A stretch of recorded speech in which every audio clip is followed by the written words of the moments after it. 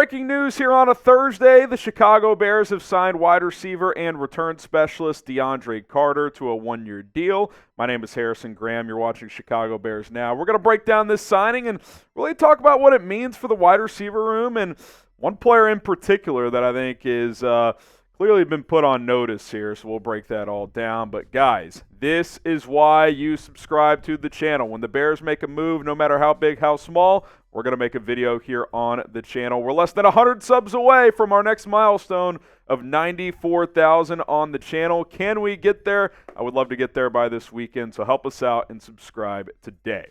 All right, DeAndre Carter, welcome to Chicago as he comes over on a one-year deal. Spent last season with the Raiders. Year before with the Chargers. I think that's pretty significant in all this. We'll get to that.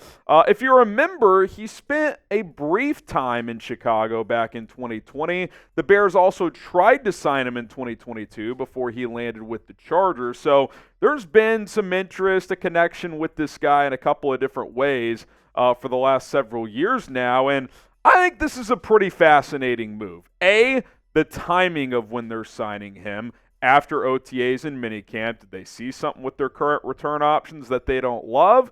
And B, I like the player. I really, really do. You look at his return stats from last year. His kick return average was a little lower than expected, but high volume, 40. I like that. I like his aggressiveness of bringing it out. And now with these new kickoff return rules, teams are going to be getting a lot of returns because a lot of teams are not going to kick it out of the end zone because the touchback is now the 30-yard line, and teams don't want to give that up. So a lot of NFL GMs and roster, in terms of roster building, they want a return specialist that can make things happen. Now, as a receiver last year in Vegas, he didn't do much at all. He just really wasn't factored into their passing game whatsoever. He is mostly a return specialist, but does have over 1,200 receiving yards and six receiving touchdowns in his career as an NFL player. So it's not like he's incapable of contributing offensively. And when you think about the Bears, like, he doesn't need to be a dynamic receiver with the trio of Keenan Allen, DJ Moore, and Rome Odunze. What I want from you guys now is your one-word reaction to the DeAndre Carter signing. Let me know what that is down in the comments. One-word reaction to Carter coming over to Chicago. My one word, Velus? That was the first thought I had, was that, is this trouble for Velus Jones Jr., who is entering year 3 on this team, has been under fire through 2 seasons in the NFL as a former third-round pick. We'll dive into that here a little bit more in just a few moments. But first, we got to get to our sponsor. That is Mando. And guys, baseball season's been underway for a while. No one likes a foul ball, just like no one likes a smelly dude. That is where Mando comes into play. Step up to the plate today and take your personal hygiene more seriously with the Mando Whole Body Deodorant. Developed by a doctor, this game-changing formula is safe for your entire body and knocks out odor like a champ. Mando is made with mandelic acid, which picks off odor at the source, keeping you fresh for up to 72 hours. Mando is available in solid sticks, invisible cream, body wash, cleaning bars, and deodorant wipes for on-the-go use. Summertime is here. It's hot. Sometimes you sweat, you smell. Have Mando products available. You can have these deodorant wipes with you at all times. Give yourself a little pat down. You're going to be smelling a lot better. Don't be the guy when a couple of friends meet up at a restaurant or at your house, and it's like, oh, the smelly guy's over again. You don't want to be that guy. Use code CHAT at shopmando.com. That is going to get you $5 off the starter pack, which those deodorant wipes I showed you are a part of. That's promo code CHAT at shopmando.com. Link is in the comments and in the description. Don't let foul balls ruin your game. Switch to Mando and keep your body odor in fair territory. One more time, it's code CHAT at shopmando.com to get $5 off. All right, you look at Velus Jones. Obviously, as a receiver and just an offensive player, not giving you much, right? Not even 300 total yards in 26 career games over 2 seasons. Does have a couple of touchdowns.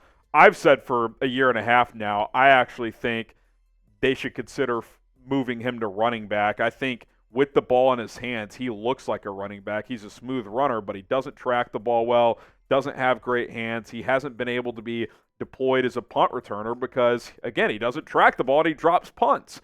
The only thing he does consistently well is kick return. And that's why I've said, hey, this new kick return rule benefits Velus Jones. His career average of 27.4 is among the best in the NFL. He is probably a better pure kick returner than DeAndre Carter.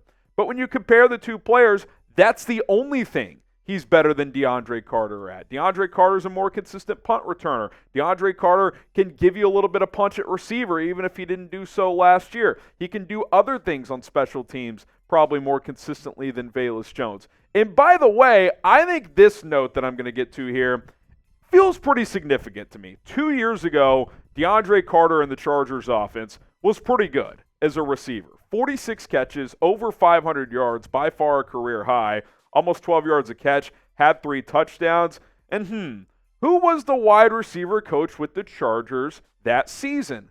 Oh, that is current Bears wide receiver coach Chris Beatty, who came over this offseason. They went out and got Keenan Allen in a trade. Now they've signed DeAndre Carter. This business is all about relationships, just like other businesses. You bring in new coaches, hey, I'm going to bring in a couple of my guys. That's what these guys like to do. Clearly, Beatty trusts DeAndre Carter. Clearly, Keenan Allen was cool coming over via trade after 11 seasons due to that relationship. So, I think that is pretty notable. Now, I'm not saying DeAndre Carter is a lock to make this team, and Velus Jones is for sure going to get cut. Maybe they both make it. Maybe Carter gets cut, and Velus has an awesome training camp. Who knows?